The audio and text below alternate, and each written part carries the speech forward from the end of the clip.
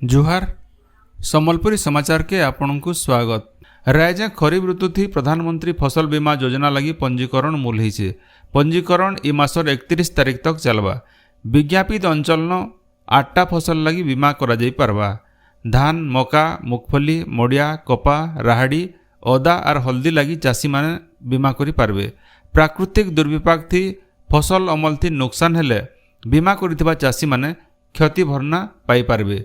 झने चाषी सबुनु एतका 5 एकड़ जमी तक चाष जमीर पंजीकरण लगी केन्सी देय देवार के नाय पड़े।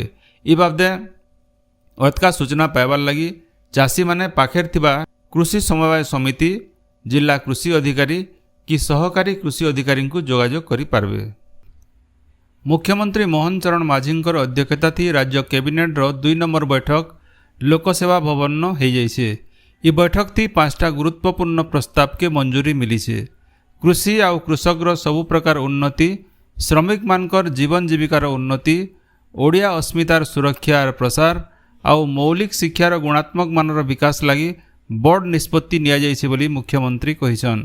से कहिछन जे आगनु अणकुशली श्रमिक मानकर सबुठानु कम मजूरी 352 टंका थिबार बेले इटा के 450 टंका के राज्य सरकार बढ़ाइछन। सेंता अर्धकुशली मानकर मजूरी 392 नु 500 टंका, कुशली मानकर 442 टंका नु 500 टंका और उच्च कुशली मजूरी 502 टंका नु एछन 600 टंका के बढ़ा जाइछे। सेंता ओडिया अस्मिता लगी 200 कोटी टंका कर्पस पांठी गठन करवार लगी निष्पत्ति निया जाइछे। ओडिया अस्मिता भवन तैयार, ओडिया अनुवाद एकाडेमी स्थापना, तालपत्र पोथी संग्रहालय प्रतिष्ठा, पाइक विद्रोह स्मारकीर उन्नतीकरण और भिन्न भिन्न विश्वविद्यालय नो ओडिया चेयर इ पांठिनु स्थापना हेबा। सेंता बालीजात्रा के अंतर्जातीय उत्सव मान्यता देवार लगी चेष्टा करा जिबा बोली श्री माझी कहिछन। मुख्यमंत्री कहिछन जे कनिष्ठ शिक्षक मानकर नियुक्ति प्रक्रिया के त्वरान्वित करा जिबा। ओडिशा विद्यालय शिक्षा कार्यक्रम प्राधिकरण तरफु 18,788 जन प्रार्थींकर चयन तालिका बाहर करवार लगी निष्पत्ति निया जाइछे। नियुक्ति प्रक्रिया के तुर्ती करवार लगी विद्यालय और गणशिक्षा विभाग के निर्देश दिया जाइछे बोली मुख्यमंत्री कहिछन। राज्य नाई चलुथिबार 2065टा उठा जलसेचन प्रकल्प के चालू करा जिबार लगी निष्पत्ति निया जाइछे।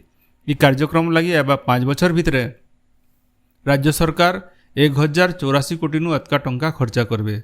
सेंता राज्यर सबु योग्य चाषी परिवार के पीएम किसान योजना थी सामिल करा जिबार लगी केंद्र सरकार मार्गदर्शिका के अनुसरण करा जिबा बोली मुख्यमंत्री श्री माझी कहिछन। राज्य सरकार भारतीय प्रशासनिक सेवा आईएएस अधिकारी स्तर थी अदल बदल करिछन। किछि अधिकारी को आघर दायित्व सहित अतिरिक्त दायित्व दिया जाइथिबार बेले आउ केते अधिकारी को नुआ विभाग रो दायित्व मिली छे।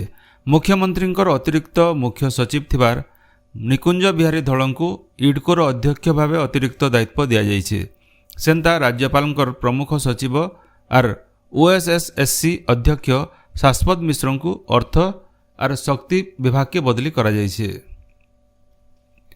2024-25 शिक्षा बछरे केंद्रीय माध्यमिक शिक्षा बोर्ड सीबीएसई परिचालित माध्यमिक और उच्च माध्यमिक स्कूल मान के 3 और 6 क्लास रो सिलेबस बदलबा। इथिर लगी एनसीईआरटी तरफु नुआ बही बाहरी छे।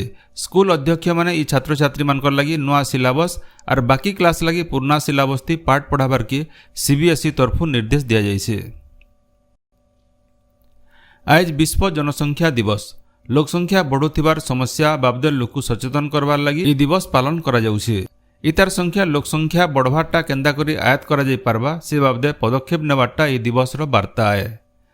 लोकसंख्या बढ़ावार नु अर्थनैतिक विकास, रोजगार सुजोग, पायन, खाद्य, शक्ति, जलवायु उपरे प्रतिकूल प्रभाव पड़ुछे। इ बाबदे लोक मानकु सचेतन करवार लगी जातिसंघ तरफु 1990 मसीहा नु विश्व जनसंख्या दिवस पालित हो आसुछे। National board of accreditation team NBA बुर्लार वीर सुरेंद्र साय वैषयिक विश्वविद्यालय के 26 तारीख दिन आसिकरी विश्वविद्यालय अधिस्वीकृति समीक्षा करवा। एमबीए रो टीम क्लासरूम, लाइब्रेरी, लैबोरेटरी, अध्यापक छात्र छात्री अनुपात परखिबा। भिसुट के नाग टिम्बिल आसवार कार्यक्रम रही बोली कुलपति प्रोफेसर बंशीधर माझी कहिछन। सम्बलपुरी कोसली कथाकार डॉक्टर अरुण कुमार नायकंकर बहुचर्चित ଋଷିବାଗର କଥା ଉପନ୍ୟାସର ଜୀବନ୍ତ ଚରିତ୍ର ଋଷିବାଗଙ୍କର ବଲାଙ୍ଗୀର ଜିଲ୍ଲା ଆଗଲପୁର ରୋଦ ଗାଁନ 75 বছর বয়সে পরলোক হয়ে যাইছে। ରୋଦ ଗାଁନ ଗାୟଗୋଡ଼ ଯୁଗବାର ସାଙ୍ଗେ ଗାଁର ସବୁ ପାଞ୍ଚ ଲୁକିଆ କାମଥି ଯୋଡ଼ି ହୋଇଥିଲେ ଋଷିବାଗ। ଉପନ୍ୟାସର ଲେଖକ ଡକ୍ଟର ଅରୁଣ କୁମାର ନାୟକ ଋଷିବାଗକୁ ସୁର୍ତା କରି କହେସନ୍, ମୁଇଁ ରୋଦ ଗାଁରେ ପ୍ରାୟ 36-37 ବର୍ଷ ଧରିକିରି ରହିଲି। ମୁଇଁ ଋଷିବାଗ ଉପନ୍ୟାସର ଜୀବନ ଚରିତ୍ରଟା ଅଛନ୍ ତାଙ୍କୁ ଅତି ପାଖୁ ଦେଖାର ସୁଯୋଗ ପାଇଛେ। ସେ ଗାଈ ଚରାବାର ସାଙ୍ଗେ ଗାଁର କେତେ କିଛି ସାମାଜିକ ଅନୁଷ୍ଠାନ ଦ୍ୱାରା ସେଥିରେ ଜଡ଼ିତ ରହୁଥିଲେ। ଯଦିଓ ଗୋଟେ ଅଶିକ୍ଷିତ ଲୋକ ଥିଲେ ହେଲେ ବି ଗୋଟେ ଅମାୟିକ ଲୋକ ଥିଲେ, ଦୁଃଖ ସୁଖରେ ସେ ଭାଗିଦାର ହଉଥିଲେ।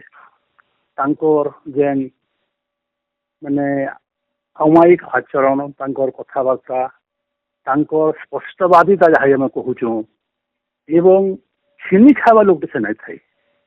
ଗୋଟେ ମେହନତୀ ମଣିଷ ଥିଲେ, ଗାଈ ଚରୁଥିଲେ, କିନ୍ତୁ ଏଇ ଯେନ୍ ସରକାରୀ ଯେନ୍ ଅନୁଦାନ ଆସୁଛି ଲୋକମାନଙ୍କ ଲାଗି ଯେନ୍ ବିଭିନ୍ନ ପ୍ରକାର ସାହାଯ୍ୟ ସହାନୁଭୂତି ସରକାର ଦଉଛନ୍ ଏଟା ତ ତାର ଦିନକୁ ଭାତ ରହୁଥିଲା। ସେ କହୁଥିଲେ ଯେ ଆମର ହାତ ଦୁଇଟା ଅଛେ ବୋଲେ କମେଇ ଖାଇବାଟା ଆମର ଠିକ ହେ, ଆମେ କାରଣ ଛେନିକିରି ଖାଇବାର ଲୋକ ନାହିଁ। ସେ ତ ଏତେ ଗୋଟେ ଷ୍ଟ୍ରଙ୍ଗ, ଏତେ ଗୋଟେ ବଳିଷ୍ଠ ମନୋବୃତ୍ତି ଲୋକଟେ ମୁଁ ଦେଖିଲି, ମୋର ମନ ଭିତରେ ତାଙ୍କ ପ୍ରତି ଗୋଟେ ଶ୍ରଦ୍ଧା ଆସିଲା।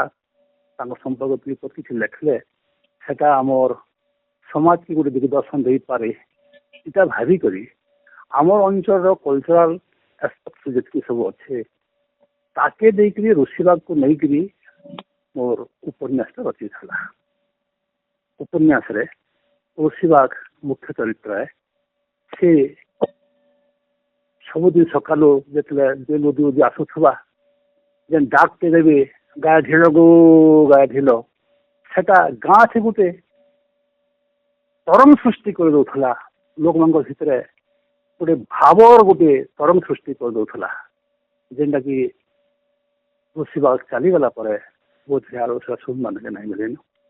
ସେନ୍ତା ବିଲବୁଡୁ ଯେତେବେଳେ ହଉଥିଲା, ଋଷିବାଗ ଗାଈ ଧରିକି ଯେତେବେଳେ ଆସୁଥିଲେ ଗାଁ ମୁର୍ଷ ସେ ଡାକ ଦଉଥିଲେ ଗାଈ ଢୁକ ଗୋ ଗାଈ ଢୁକ।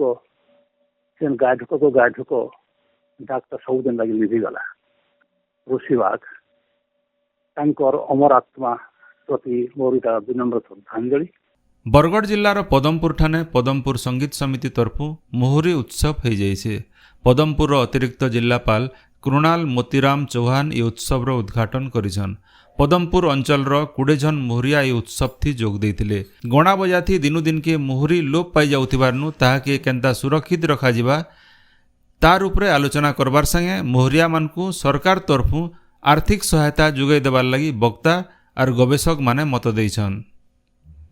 বরগড় পঞ্চায়েত কলেজর পুরাতন ছাত্রছাত্রী মানকর সমাবেশ হয়ে যাইছে। কলেজর অধ্যক্ষ ডক্টর নকুল সেঠকর অধ্যক্ষতাতে হইতিবার সভাথি বরগড় বিধায়ক অশ্বিনী ষড়ঙ্গী, প্রভাত আদিত্য মিশ্র, দেবদত্ত মিশ্র যোগ দেইকরি কলেজর ভিন্ন ভিন্ন সমস্যা আর তার সমাধান বাবদে আলোচনা করিଥିଲେ। আবা দিনে কলেজকে নাক কমিটি পরিদর্শন করবার লাগি আসুথিবারনু সেথির লাগি কলেজ তরফু ঠিকঠাক তৈয়ারি করবার লাগি মত প্রকাশ পাইଥିଲା। সম্বলপুর জিলা পরিষদ কার্যালয়ন জিলা প্রশাসন তরফু মহরম লাগি শান্তি কমিটির বৈঠক হয়ে যাইছে। জিল্লাপাল অক্ষয় সুনীল অগ্রওয়ালଙ୍କର অধ্যক্ষতাতে হইতিবার এই বৈঠকটি শান্তিপূর্ণ ভাবে মহরম শোভাযাত্রা করবার লাগি মহরম কমিটিকে নির্দেশ দিয়া যাইছে। মহরম সমিয়াথি নাল নর্দমা সফেই, সফা পিবার প্যান যোগাবার, অঠিপহর বিজলি যোগাবার লাগি বৈঠকটি পরামর্শ দিয়া যাইতিলা। এই বৈঠকটি সহরর 8টা মহরম কমিটির প্রতিনিধি মানে যোগ দেইতিলে। নুয়াপড়া জিলা খড়িয়াল নগর কল্যাণ মণ্ডপন শিশু শ্রমিক উচ্ছেদ কর্মশালা হয়ে যাইছে।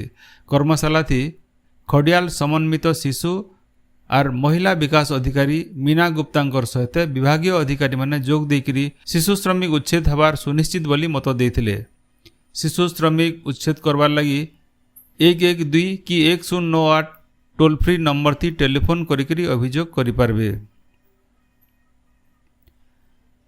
বৌদ্ধ জিল্লার গুর্জিমুন্ডা জলসেচন প্রকল্প তৈয়ার লাগি রাজ্য সরকার জলদি পদক্ষেপ নেবে বলি বৌদ্ধ বিধায়ক সরোজ কুমার প্রধান কহিছন। বিধায়ক শ্রী প্রধান বৌদ্ধ জলসেচন বিভাগর নির্বাহী যন্ত্রী আর কর্মচারী মানকর সঙ্গে গম্ভীরা দরহ জলসেচন প্রকল্প পরিদর্শন সময়াথি কহিছন যে आयबा दिने इथिर लगी पदक्षेप नियाजिबा। राज्यर 26टा जिल्लानो जून मासर शेष तक 463 जन डेंगू रोगी को चिन्हट करा जायछि। स्वास्थ्य विभाग रिपोर्ट अनुसार खोर्धा जिल्लानो 125 जन डेंगू रोगी थिबार बेले से भितरु भुवनेश्वरनो 74 जन रोगी अछन। मुख्य शासन सचिवंकर अध्यक्षता थी गलाकाल लोकसेवा भवन होइतबार डेंगू समीक्षा बैठक थी डेंगू रोग बाबदे ई तथ्य उपस्थापन करा जायतिला। आजिर संबलपुरी समाचार एतकिनो शेष हला। जोहार।